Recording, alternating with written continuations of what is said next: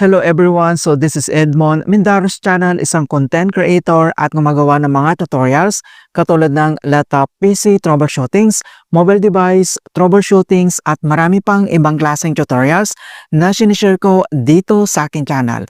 At sa video ito ay pag-uusapan natin at igagay ko kayo on how to send money from Shopee Pay Balance to GCash Wallet. Kung hindi mo kabisado kung paano ba tap-upan or mag-cash in sa GCash account mo gamit lang yung Shopee Pay Balance natin, then ang video ito ay makakatulong sa iyo as Sir Guide. Kaya wag na natin patagalin at start na natin. So ang next step ay kailangan mo lang i-open dito yung Shopee app and then click mo lang. At dito lang sa ating Shopee homepage, dito lang sa baba, kailangan mo lang i-select dito yung Meet Profile na makikita dito sa bottom right corner. At dito lang sa ating Shopee profile homepage, then next step, so under lang dito sa My Wallet, kailangan mo lang i-select dito yung Shopee Pay. And dito na tayo sa Shopee Pay, so kailangan may available balance ka dito para magamit mo pang send or pang transfer. Then next step, dito lang sa Shopee Pay homepage, and then kailangan mo lang i-select dito yung Send Money. And dito na tayo sa Send Money, then next step, kailangan mo lang i-select dito yung Other e-wallets. So, dito na tayo sa e-wallets, then next step, makikita mo dito yung pinakauna lang na transfer to a new e-wallet and then kailangan mo lang i-select yan. And dito na tayo sa send money to e-dash wallet. So mga kaibigan, reminders ko lang na kailangan mong i-check mabuti yung details. So please ensure the account details are correct. Transfer may not be reversed if the receiving account is wrong. Kung mali yung nilagay natin dito ng details, hindi na ito marireverse mga kaibigan. Kailangan i-double check natin. So next step, makikita mo dito yung full name and then kailangan mo lang i-click dito yung set full name.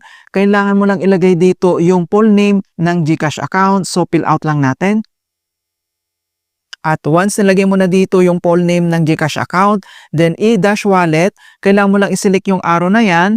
And then, kailangan mo lang hanapin dito yung GCash or pwede kang mag-search dito mga kaibigan. Makikita mo naman kaagad dito yung GCash and then select mo lang. At once na select mo na dito yung GCash, then next, dito na tayo sa phone number. So, ilagay mo lang dito yung registered na mobile phone dito lang sa box and then fill out lang natin.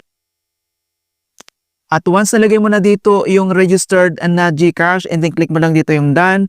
So makikita mo dito yung option na save recipient. So ibig sabihin nito, kung gusto mong nakasave na yung details dito in the next transactions, hindi mo na kailangan mag-fill out pa dito, kundi kailangan mo na lang itong i-select.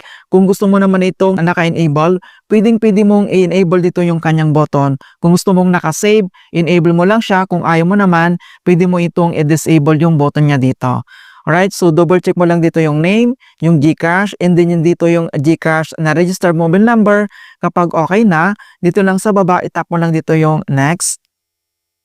And dito na tayo sa send money to. So makita mo dito yung GCash details. So send money amount, enter mo lang dito kung magkano yung amount na ita-transfer mo. Kapag na-enter mo na dito yung amount, i-click mo lang dito yung done dito lang sa right corner. And then mga kaibigan, may admin fee dito na 15 pesos. So may bayad po siya. And then kapag okay na, then dito naman sa bottom right corner, makikita mo naman dito yung next. So dito mga kaibigan, kailangan may available balance ka dito dahil separate po yung bayad dito sa admin fee doon sa amount na ita-transfer natin. So hindi po doon ililis yung admin fee mga kaibigan sa amount na ita-transfer natin. So kailangan mong magdagdag dito. Okay, so kapag okay na siya lahat, and then itap mo lang dito yung next, dito lang sa bottom right corner. And then confirm transactions. So makita mo naman dito yung total amount to pay, kasama na dito yung admin fee.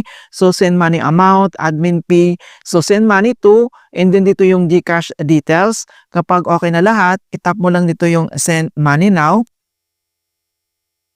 And then, kailangan lang natin enter dito yung ating Shopee Pay PIN para ma-authorize natin yung transaction dito. So, gagamitin natin dito yung biometric authentications.